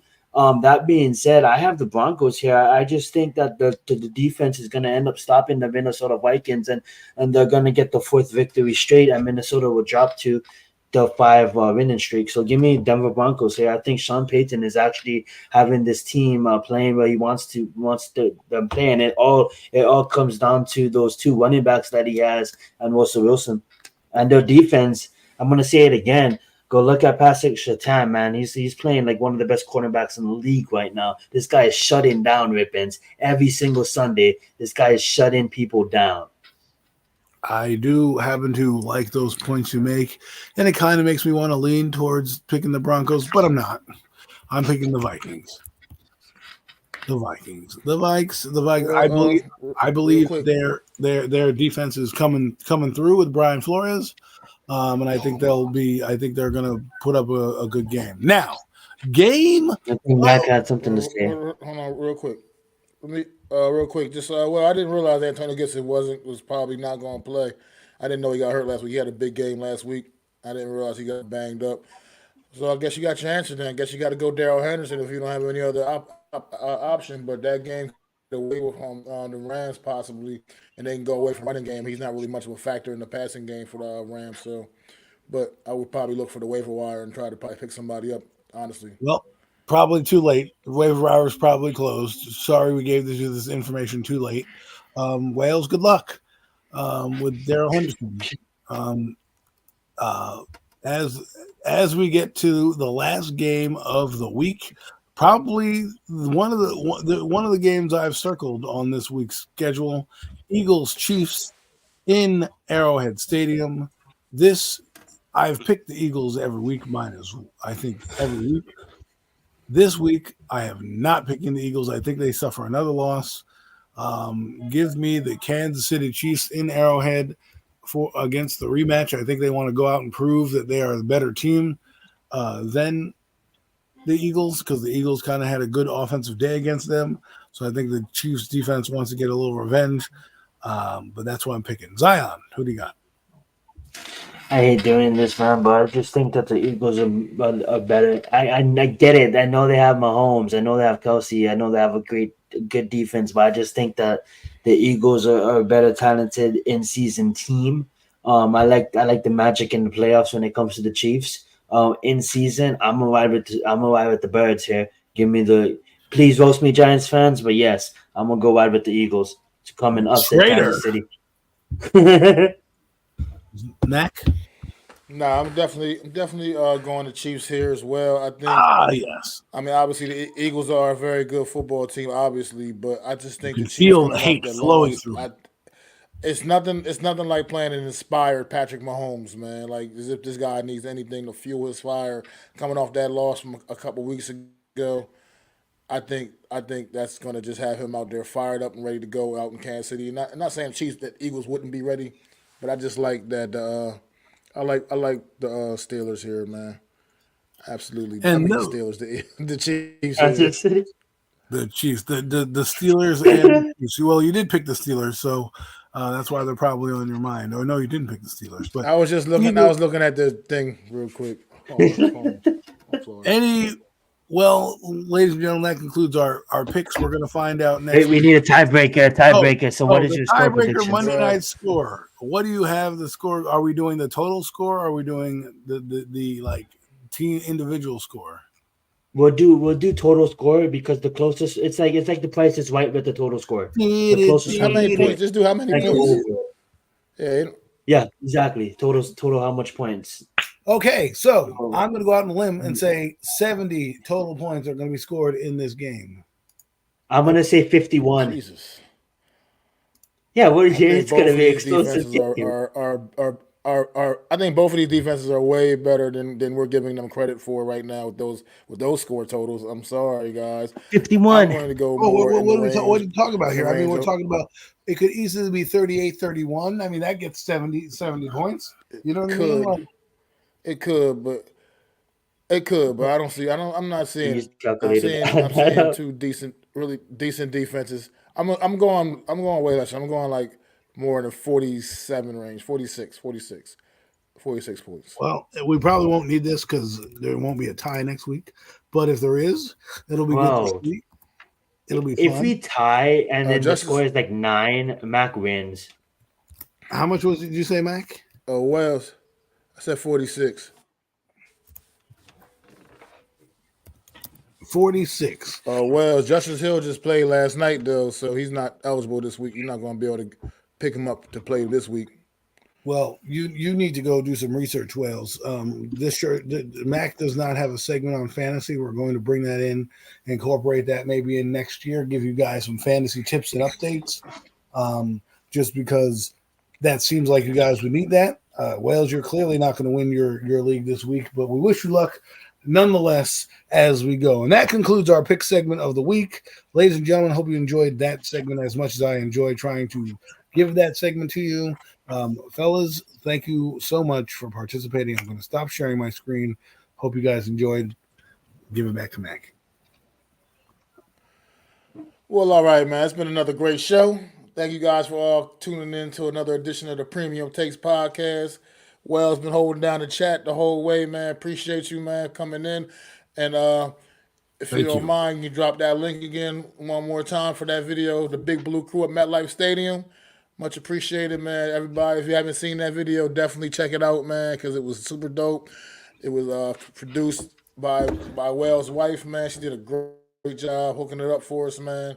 And it was definitely awesome, man. It was an awesome night, awesome day up there at MetLife, even though it was pouring down rain, the weather was nasty, the game was ugly. We still had a great time chopping it up with everybody, man. And we got some cool footage, man. As you'll see in the video, if y'all check it out, just click on that link, check it out, man, and enjoy. This has been another edition of the Premium Takes Podcast. I'm MacDaGiantsFan. That's Adam Costas. That's Zion Zenith. Throw them fours up for our guy, NYG Jeffy T, man. Always representing with us, always here with us.